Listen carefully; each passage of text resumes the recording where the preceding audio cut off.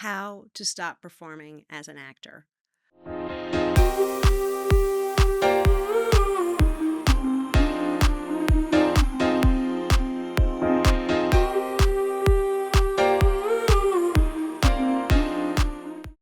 People. Most of the mistakes that actors make come from trying to be good. You want to be good. Nobody wants to be terrible.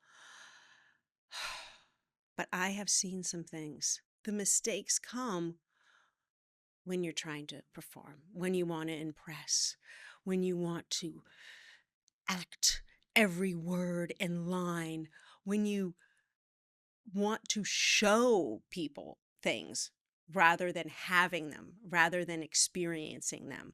We're about to go into our October time where I encourage all of my students in person and online to do horror films, to do sci-fi, to do the things they might not normally do. And when Marvel films, things like this, DC, and when people start doing some of these sometimes, they can overact because they're trying to perform.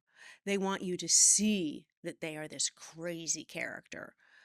When a lot of times what you can do is just trust in the words that you're saying. You don't have to act crazy when you're saying something that's crazy. You don't have to do anything to let people know you're crazy when you've got crazy makeup on, when you've got a crazy wardrobe on. You don't have to act intimidating if you're a 6'5", 300-pound man. You just are intimidating. It doesn't matter how. You don't have to get in somebody's face. You don't have to yell to seem powerful. If anything, it makes you seem less powerful. So trusting in the writing, trusting in who you are and what it is that you bring to the table as a person, but also in the dialogue. You don't have to act your lines. They're given to you. It's the dialogue. It's what you're going to say is the character. We don't act our lines in real life. If I tell you that I love you, I want you to believe that. I don't have to, I love you. Maybe if I've done something terrible or if you are being sucked into a black hole or something, but trust in the situation. Most actors do too much. And again, it comes from a really good place. It comes from this place of wanting the audience, wanting the other actors, wanting people to understand what's happening. But we know it's happening. We know from the setup, we know from the surroundings. We already know you don't have to do more. Your lines don't need to contain everything. I love for actors sometimes to do scenes with very little dialogue. No actor wants to do that, but I'm telling you, you can be riveted on the person who is quiet in the room, in a scene.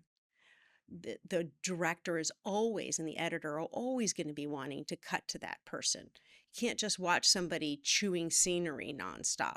Are there characters who do chew the scenery? Are there characters who are big and performative?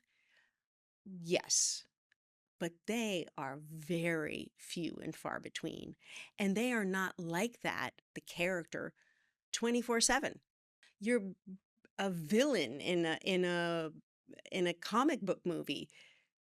There are moments when you are not performing. There are moments where you are just the person who you were before the terrible thing happened to you that turns you into a villain.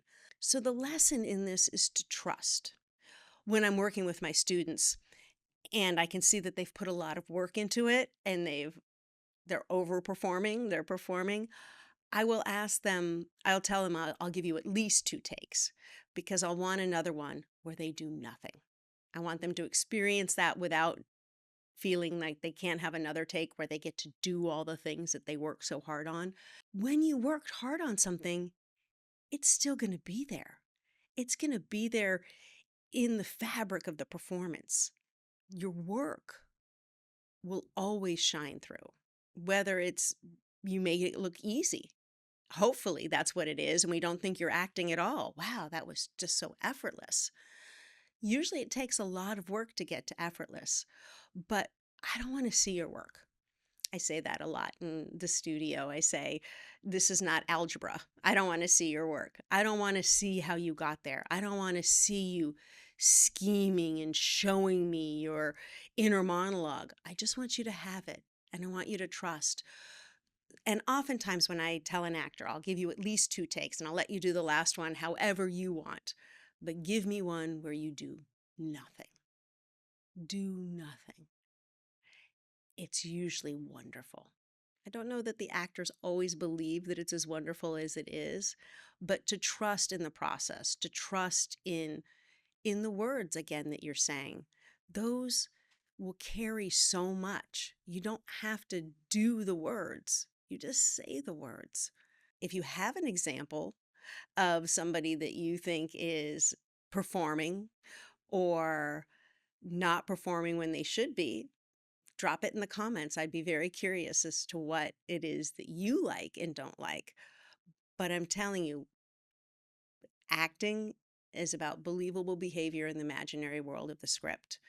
And you don't meet people who are intimidating who feel the need to constantly intimidate, or that are crazy who purposely want you to know that they're crazy. Crazy people typically want to hide their crazy.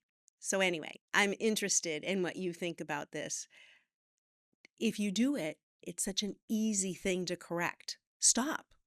Stop. Trust. It might take a while. It might take a while for you to really trust that that was enough. It also comes from some of our insecurities as actors in thinking that we're not enough, that we've got to do more. Trust. Get yourself a teacher who you can trust, hopefully me or one of my teachers. But trust and put your work in and trust that it's there.